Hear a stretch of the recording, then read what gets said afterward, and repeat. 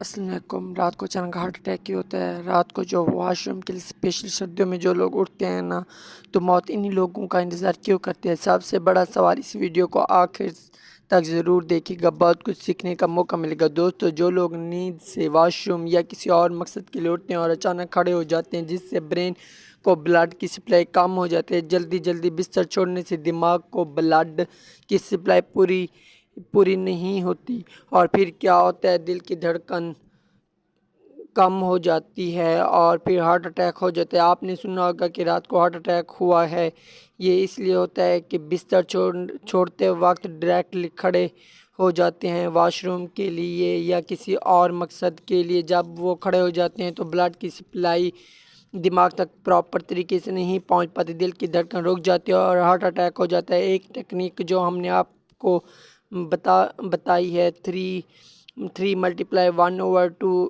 اور یہ ٹیکنیک ہے، اس ٹیکنیک پر آپ نے عمل کرنا ہے۔ جب رات کو بستر سے اٹھیں یا جاگیں تو پہلے 1 یا 2 منٹ آپ نے کیا کرنا ہے، بستر پر لیٹے رہنا ہے۔ اگلی بات، آپ بستر پر 1 منٹ بیٹھے رہنا اور ٹانگیں نیچے لٹکا لینی ہیں۔ اس کے بعد آپ نے اٹھ کر جو بھی آپ کو اپنا کام کرنا ہے، واش روم جانا ہے یا کسی اور کام کے لیے جانا ہے تو آپ جائیں۔ جو ٹیکنیک ہم نے آپ کو بتائی ہے، اس کی آپ نے پریکٹس کرنی ہے۔ اس سے یہ ہوگا کہ ہارٹ اٹیک کا خدشہ، دل کی دھڑکن بند ہونے کا خدشہ کافی حد تک کم ہو جائے گا۔ زندگی ہمارے اللہ تعالیٰ کی دین ہے اور ہمیں اس کی حفاظت کرنی چاہیے۔